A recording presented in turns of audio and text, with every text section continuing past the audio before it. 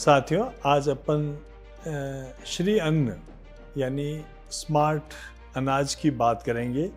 ये कोई नई चीज़ नहीं है। स्मार्ट अनाज, इन्हें मिलेट्स भी कहते हैं। और हमारे देश में, भारत में, मिलेट्स जो है वो आज से नहीं, 5000 वर्ष पूर्व से लगाई जाती है। और विभिन्न क्षेत्रों में, देश के विभिन्न क्षेत्रों में इसे बहुत चाव से खाया जाता है। और इसकी करीब 500 तरह की व्यंजन रेसिपीज़ अलग अलग तरह की बनती है। इवन अपन मक्का के बारे में भी जानते हैं, या ऐसे बाजरा के बारे में भी जानते हैं।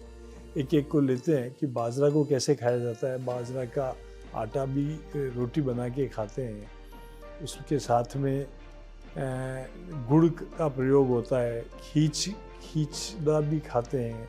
खिचड़ी अच्छी बनती है, कढ़ी के साथ खाया जाता है गुड़ के, और उसके साथ में काफ़ी घी, इसलिए क्योंकि इसकी तासीर गर्म है।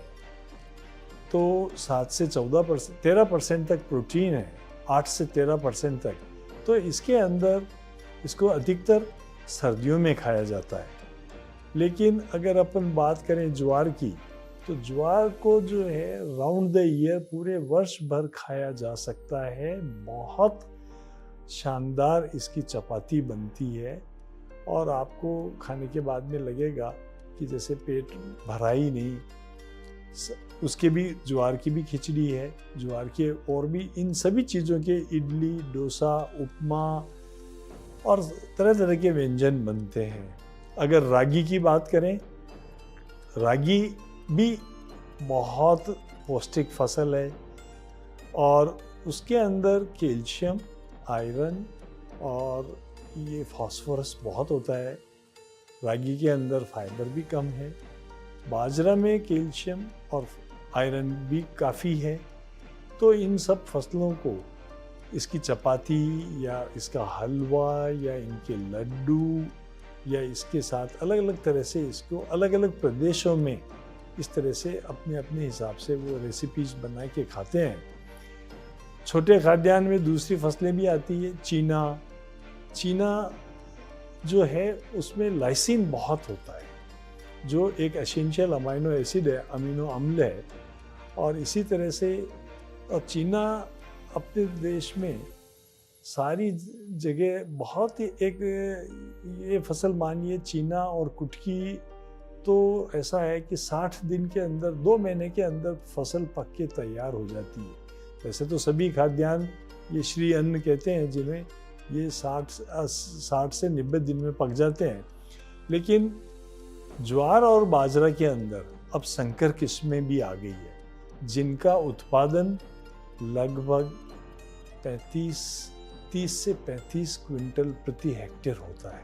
तो ये चीज़ें अब देश में बहुत, अब इसकी इम्पोर्टेंस समझने लग गए हैं आदमी, तो बहुत होने लगी है। अभी तक क्या था कि ये ट्राइबल बेल्ट में, आदिवासी क्षेत्रों में ही प्रचलित थी, और किसान इसकी इम्पोर्टेंस तो समझता था, पर वो चूँकि इसके मूल्य नहीं मिलते थे बाज़ार में, तो वो अपने परिवार के लिए ही उगाता था। इसको बोलते हैं house hold food and nutritional security. खुद को पता है कि ये बहुत ताकतवर चीज़ है। ताकतवर होने का मतलब, अगर पाचन क्षमता की बात करें आप, तो अगर चावल को पचाने में 40 से 60 मिनट लगते हैं या 70 मिनट लगते हैं, गेहूं को पचाने में 60 से 90 मिनट लगते हैं, लेकिन श्री अन्न की फसलों को पचाने में आपको 90 मिनट से 350 मिनट लगते हैं। मतलब अगर आपने 2 बाजरे की रोटी खा ली, या ज्वार की रोटी खा ली, या रागी की रोटी खा ली, या कोई भी उसकी रेसिपी खा ली, खिचड़ी खा ली, तो आपको सुबह अगर 10-11 बजे खाइए तो शाम तक ही भूख लगेगी। तो पर्टिकुलरली जो डायबिटिक पेशेंट्स हैं, चूँकि फैट कम है, तो हार्ट पेशेंट्स हैं, और जिनके फैटी लीवर है, तो उन सब के लिए ये एक अमृत तुल्य फसलें हैं, जिनमें न कीड़े लगते हैं, सूखा सहन करने की क्षमता है, बहुत जल्दी पक जाती हैं। उनके लिए इसको ये भी कह सकते हैं कि ये आप जैविक फूड है, जैविक अनाज के जैसे इनको यूज में लिया जाता है, लंबे समय तक भंडारित किया जा सकता है और इनको जब चाहें तब तैयार करके अलग अलग रेसिपीज़ के फॉर्म में मिलाई जा सकती है। भारत सरकार ने इनको प्रोत्साहित करने के लिए अभी इसको मिड डे मील में भी शामिल किया है। बच्चों के स्कूलों में इसको भी तैयार करके इसकी रेसिपीज़ देके और बच्चों में भी इसमें, ताकि कुपोषण से वो लड़ सकें। प्रोटीन बहुत अधिक है, फाइबर बहुत है। और जो चारे की बात करें अगर इन फसलों का, चारा बहुत स्वादिष्ट, पशुओं के लिए गुणकारी है, प्रोटीन युक्त है और उसमें पशु बड़े चाव से खाते हैं। तो ये फसलें चारे के लिए भी उत्तम है, खाद्य के लिए तो है ही सही। इसके इंडस्ट्रियल यूजेज भी बहुत है। औद्योगिक क्षेत्र में इसमें से जो है बहुत सारी फसलें, जैसे ज्वार के अंदर अब स्वीट सोरगम आ गई है, मीठी ज्वार, जिसके अंदर गन्ने के बराबर मिठास है। तो जो है जानवर इसको बड़े चाव से खाते हैं। और चारे के अलावा इंडस्ट्रियल यूजेज में अब इससे इथेनॉल बन रहा है और अब इतनी रेसिपीज हो रही है तैयार कि हमारा देश, जिसमें कि 41% भारत में पूरे वर्ल्ड का प्रोड्यूस होता है श्री अन्न, तो ये तरह तरह की रेसिपीज अब एक्सपोर्ट भी होने लगी है। तो श्री अन्न जो नाम है ये विगत वर्ष ही दिया गया, प्रधानमंत्री जी ने इसको नाम दिया।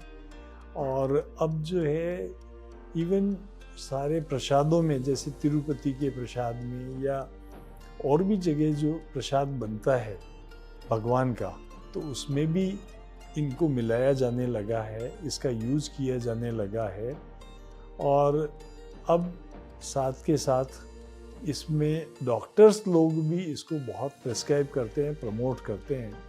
तो हम सबको भी ये प्रण लेना चाहिए कि इन फसलों का बहुतायत से यूज करें, अपने स्वास्थ्य को भी फ़ायदा होगा, हमारे परिवार में भी इससे सारी बीमारियों से लड़ने की क्षमता होगी। कैल्शियम, आयरन या फास्फोरस की गोलियां लेनी नहीं पड़ेगी और इससे हम हमारे परिवार की और देश में कुपोषण की समस्या से मुक्ति पा सकते हैं।